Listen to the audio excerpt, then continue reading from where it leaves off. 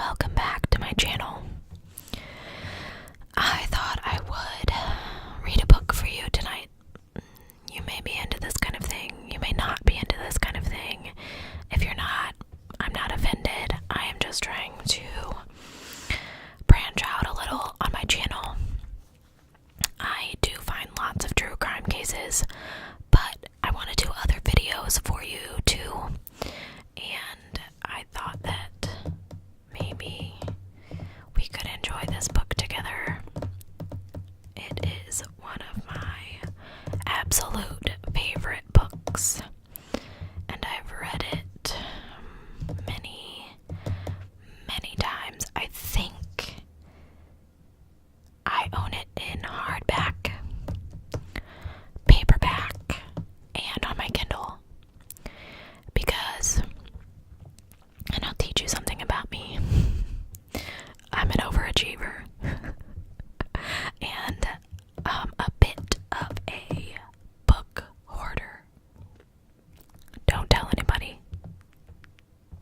So, I thought that I would read you this book, and I don't own it, and I didn't write it, and I'm not making any money off of this, just so, I don't get in trouble for anything. I thought that we could read a couple chapters of The Fault in Our Stars. If you have not read this, you're missing out, but maybe you'll read it with me. I'm just gonna read a couple, till my voice says no. I've just filmed 2 other videos for you, so we may not get very far, and we'll see how you like it, and if you like it, I will read some more. So, this is The Fault in Our Stars by John Green.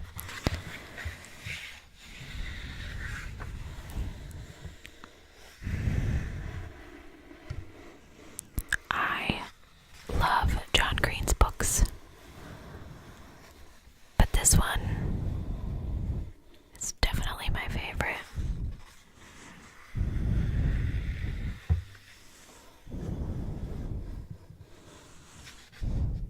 Because I love Hazel Grace and Augustus so much.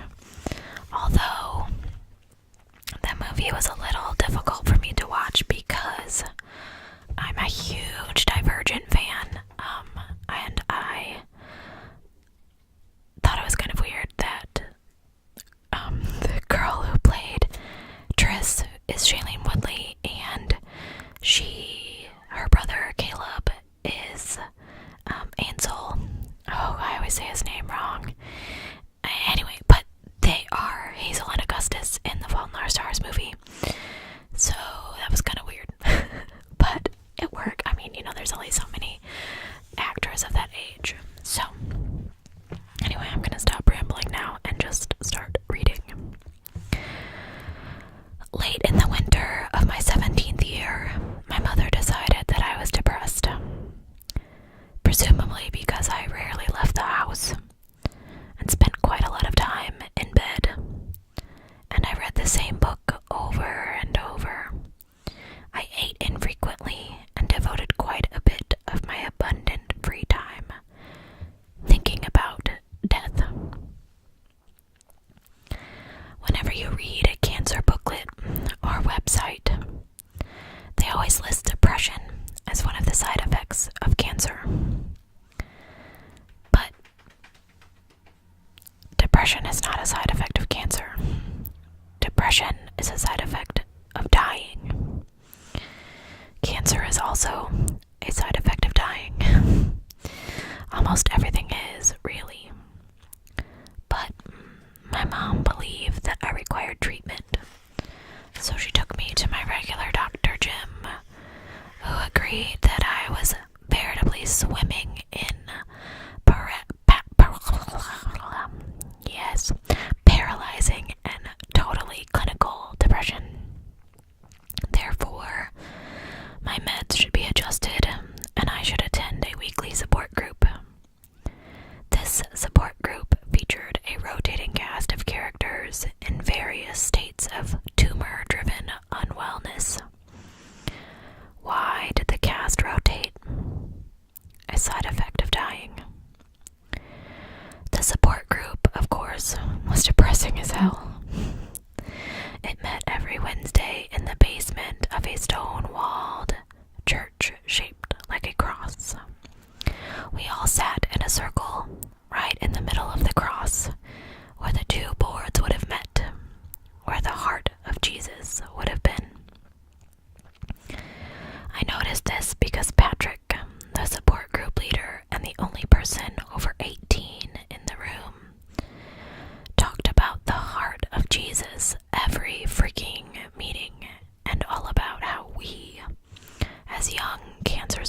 cancers were sitting right in Christ's very sacred heart, and whatever. So here's how it went in God's heart. These 6 or 7 or 10 of us walked and wheeled in, grazed at the decrepit selection of cookies and lemonade, sat down in the circle of trust, listened to Patrick recount for the 1000th time his depressingly miserable life story. How he had cancer in his balls and they thought he was going to die, but he didn't die, and now here he is, a full-grown adult in the church basement in the 137th nicest city in America, divorced, addicted to video games, mostly friendless, eking out a meager living by exploiting his cancer-tastic past, slowly working his way towards a master's degree that will not improve his career prospects, waiting, like we all do, for the sword of Damocles, is that how you say that? To give him the relief that he escaped, lo, those many years ago when cancer took bolt of his nuts, but spared what only the most generous soul would call his life. And you too might be so lucky. Then we introduced ourselves, name, age, diagnosis, and how we were doing today. I'm Hazel, I'd say when they get to me. 16. Thyroid originally, but with an oppressive and long-settled satellite colony in my lungs. And I'm doing okay. Once we got around the circle, Patrick always asked if anyone wanted to share. And then began the circle jerk of support. Everyone talking about fighting and battling and winning and shrinking and scanning. To be fair, Patrick, he let us talk about dying too. But most of them weren't dying. Most of them would live into adulthood, as Patrick had. Which meant there were quite a lot of competitiveness about it, with everyone wanting to beat not only cancer itself, but also the other people in the room. Like, I realize this is irrational, but when they tell you you have, say, a 20% chance of living 5 years, the math kicks in and you figure, well, that's 1 in 5. So you gotta look around and think, as any healthy person would, I just gotta outlast 4 of these bastards. The only redeeming facet of the support group was this kid named Isaac.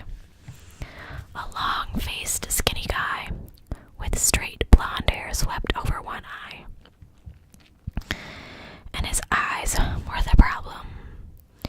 He had some fantastically improbable eye cancer. One eye had been cut out when he was a kid, and now he wore the thick glasses that made his eyes, both the real one and the glass one, very huge. Like his whole head was basically just this eye, and the real eye staring at you.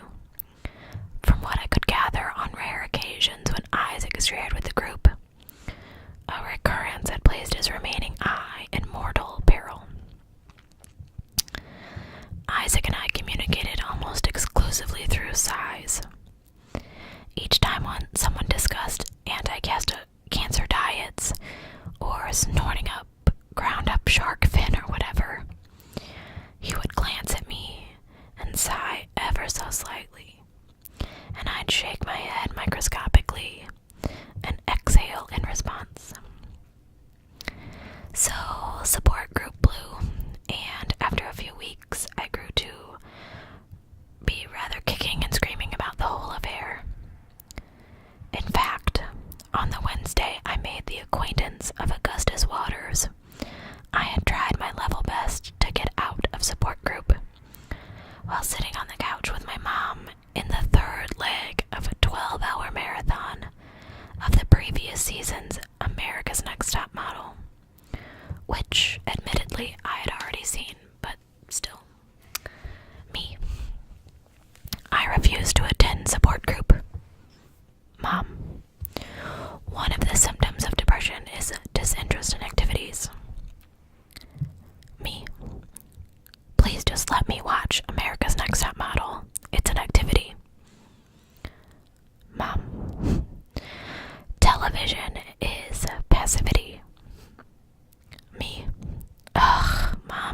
please.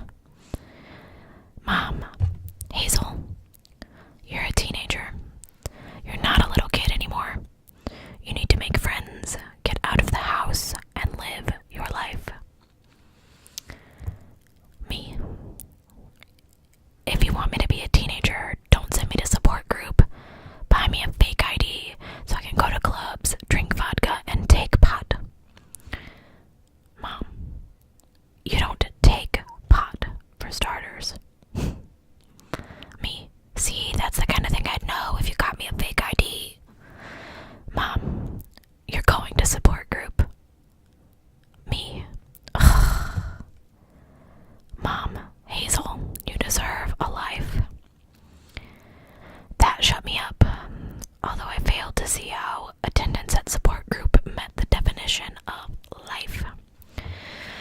Still, I agreed to go. After negotiating the right to record the 1.5 episodes of ANTM that I would be missing. I went to support group for the same reason I'd once allowed nurses with a mere 18 months of graduation education to poison me with exotically named chemicals. I wanted to make my parents happy.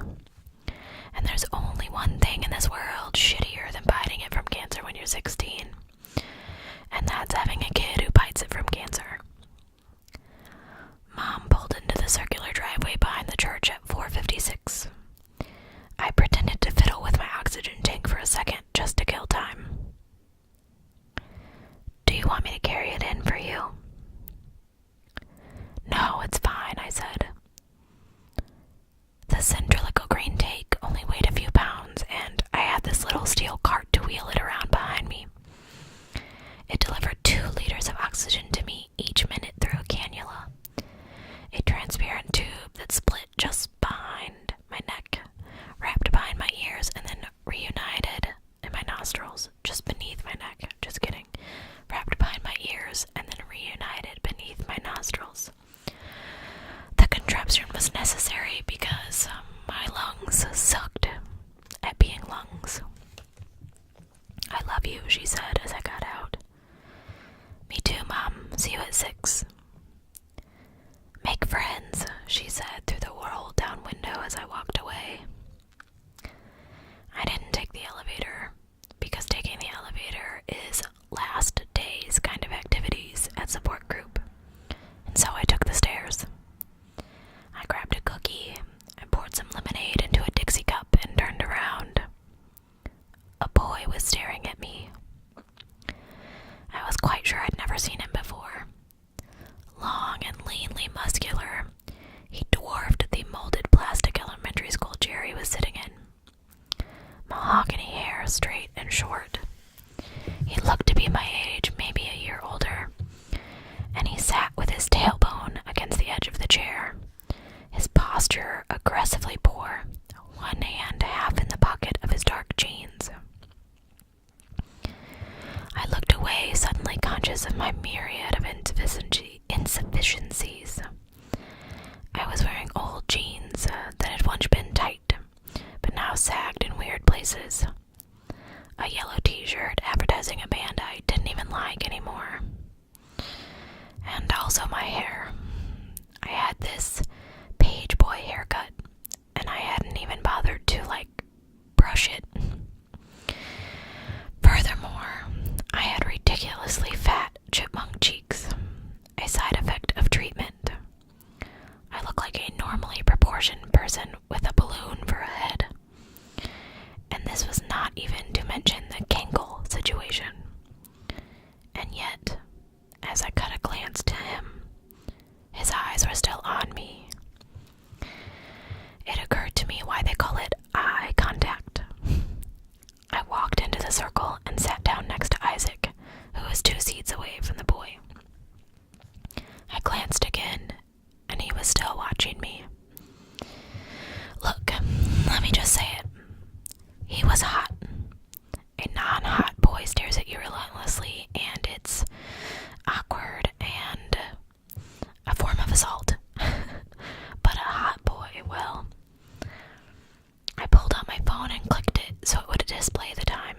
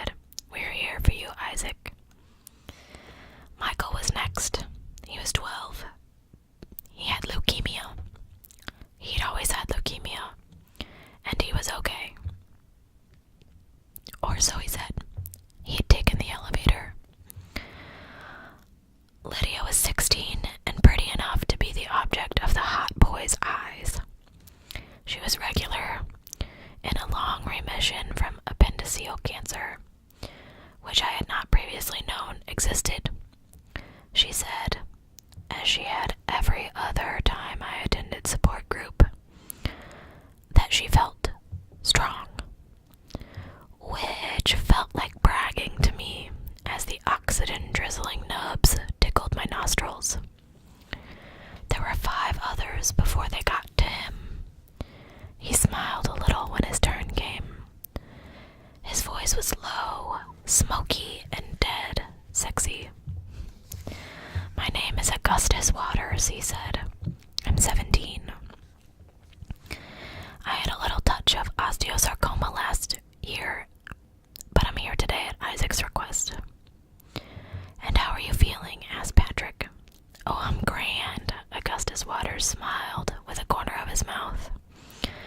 "I'm on a roller coaster that only goes up, my friend." "When it's my turn," I said. "My name's Hazel. I'm 16. Thyroid with meds in my lungs, and I'm okay." The hour proceeded apace. Fights were recounted, battles won amid wars sure to be lost. Hope was clung to. Families were celebrated and denounced. It was agreed that friends just didn't get it. Tears were shed. Comfort proffered. Neither Augustus Waters or I spoke again until Patrick said, "Augustus, perhaps you'd like to share your fears with the group." "My fears?" "Yeah. I fear oblivion," he said, without a moment's pause. "I fear it like the proverbial blind man who's afraid of the dark." "Too soon," Isaac said, cracking a smile. "Was that insensitive?" Augustus asked. "I can be pretty blind to other people's feelings." Isaac was laughing, but Patrick raised a chastening finger and said, "Augustus, please, let's return to you and your struggles. You said you fear oblivion." "I did," Augustus answered. Patrick seemed lost. "Would anyone like to speak to that?" "I hadn't been to proper school in 3 years. My parents were my 2 best friends, and my 3rd best friend was an author who didn't know I existed. I was fairly shy, not the hand-raising type. And yet, just this once, I decided to speak. I half raised my hand, and Patrick, to his evident delight, immediately said, "Hazel." I was, I'm sure, he assumed, opening up, becoming part of the group. I looked at Augustus Waters, who looked back at me. You could almost see through his eyes, they were so blue. "There will come a time," I said, "when all of us are dead. All of us. There will come a time when there are no human beings remaining to remember anyone ever existed, or that our species ever did anything. There will be no one left to remember Aristotle or Cleopatra, let alone you. Everything we did and built and wrote and thought and discovered will be forgotten, and all of this," I gestured encompassingly, "will have been for naught. Maybe that time is coming soon, and maybe it is millions of years away. But even if we survive the collapse of our sun, we will not survive forever. There was a time before organisms experienced consciousness, and there will be a time after. And if the inevitability of human oblivion worries you, I encourage you to ignore it. God knows that's what everyone else does." I had learned this from my aforementioned 3rd best friend, Peter Van Houten, the reclusive author of An Imperial Affliction, the book that was as close as a thing as I had to a Bible. Peter Van Houten was the only person I'd ever come across who seemed to A, understand what it's like to be dying, and B, not have died. After I finished, there was quite a long period of silence, as I watched a smile spread all the way across Augustus's face. Not the little crooked smile of a boy trying to be sexy while he stared at me, but his real smile, too big for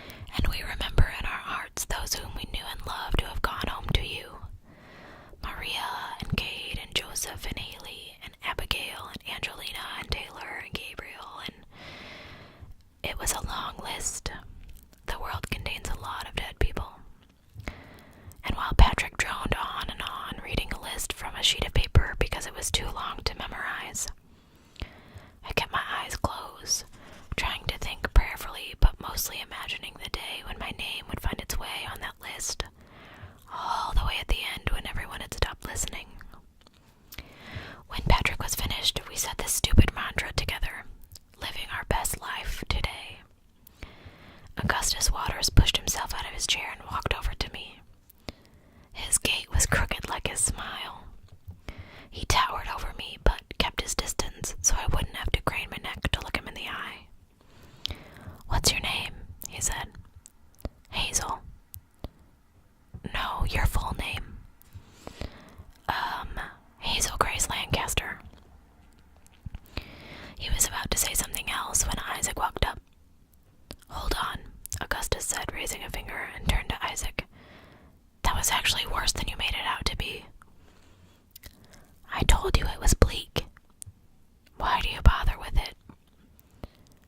"I don't know, it kinda helps." Augustus leaned in so he thought I wouldn't hear. "She's a regular." I couldn't hear Isaac's comment, but Augustus responded, "I'll say." He clapped Isaac by both shoulders, took a half step away from him. "Tell Hazel about the clinic." Isaac leaned against the snack table, focused his huge eye on me. "Okay, so I went to the clinic this morning, and I was telling my surgeon I'd rather be deaf than blind. And he said, it doesn't work that way." And I was like, "Yeah, I realize it doesn't work that way. But I'm saying I'd rather be deaf than blind if I had the choice, which I don't have." And he said, "Well, the good news is, you won't be deaf." And I was like, "Thank you for explaining to me that my eye cancer isn't going to make me deaf. I feel so fortunate that an intellectual giant like you would deign yourself to operate on me." Hi. Puppy wants a visit. Hi, silly girl. I'm almost done. Go lay down. Go on. Go on. Go on. It's okay. Go on. "He sounds like a winner," I said. "I'm gonna try and get me some eye cancer so I can make this guy's acquaintance." "Good luck with that." "Alright, I should go. Monica's waiting, and I gotta look at her a lot while I can." "Counterinsurgents tomorrow?" Augustus asked. "Definitely." Isaac turned and ran up the stairs, taking them two at a time. Augustus Waters turned to me. "Literally," he said. "Literally?" I asked. "We are literally in the heart of Jesus," he said. "I thought we were in a church basement, but we are literally in the heart of Jesus." "Someone should tell Jesus," I said. "I mean, it's gotta be dangerous, storing kids with cancer in your heart." "I would tell him myself," Augustus said, "but unfortunately, I'm literally stuck inside of his heart, so he wouldn't be able to hear me." I laughed, and he shook his head, just looking at me. "What?" I asked. "Nothing," he said. "Why are you looking at me like that?" Augustus half smiled. "Because you're beautiful." I enjoy looking at beautiful people, and decided a while ago not to deny myself the simpler pleasures of existence. A brief, awkward silence ensued. Augustus plowed through. I mean, particularly given that, as you so deliciously pointed out, all of this will end in oblivion and everything. I kind of scoffed or sighed or exhaled in a way that was vaguely coughy, and said, "I'm not You're like a millennial Natalie Portman, like V for Vendetta Natalie Portman." "Never seen it," I said. "Really?" he asked.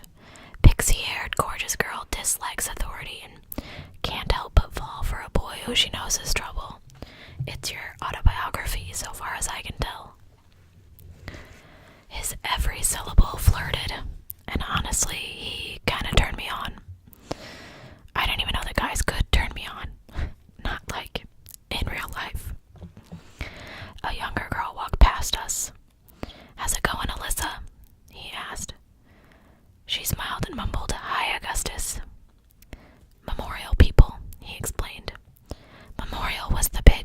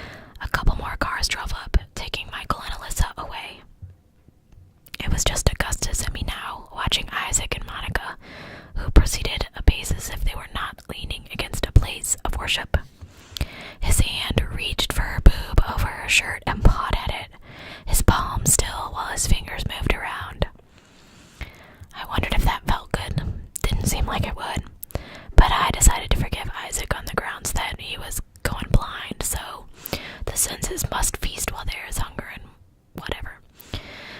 Imagine taking that last drive to the hospital, I said quietly. Last time you'll ever drive a car. Without looking at me, Augustus said, "You're killing my vibe here, Hazel Grace.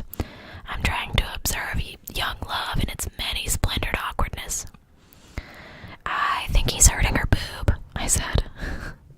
"Yes, it's difficult to ascertain whether he's trying to arouse her or perform a breast exam."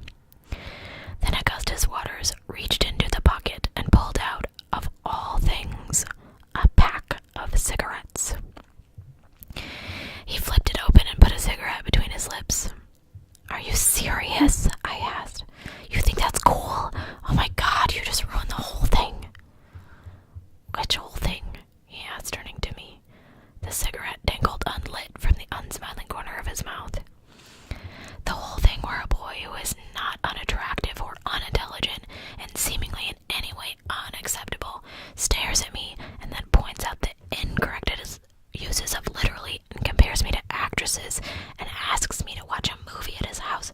But of course there is always Marcia, and yours is that, oh my god, even though you had freaking cancer, you give money to a company in exchange for the chance to acquire yet more cancer. Oh my god. Let me assure you that not being able to breathe sucks. Totally disappointing. Totally." Marcia?" he asked, the cigarette still in his mouth. It tightened his jaw. He had a hell of a jawline, unfortunately. "A fatal flaw," I explained, turning away from him. I stepped toward the curb, leaving Augustus Waters behind me, and I heard a car start down the street. It was Mom. She'd been waiting for me to, make friends or something. I felt this weird mix of disappointment and anger welling up inside of me. I didn't even know what the feeling was, really, just that there was a lot of it. I wanted to smack Augustus Waters and replace my lungs with lungs that didn't suck at being lungs. I was standing with my Chuck Taylors on the very edge of the curb, the oxygen tank, Paul and Jane in the cart by my side, and right as Mom pulled up, I felt a hand grab mine. I yanked my hand free but turned back to him. "They don't kill you unless you light them," he said, as Mom arrived, "and I've never lit one. It's a metaphor, you see. You put the killing thing between your teeth, but you don't give it the power to do the killing."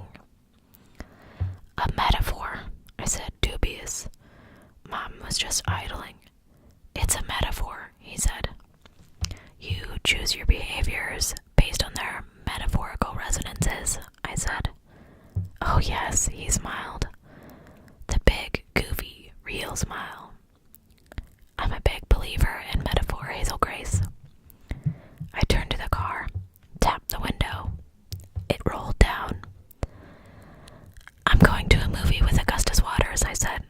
"Please record the next several episodes of A&DM."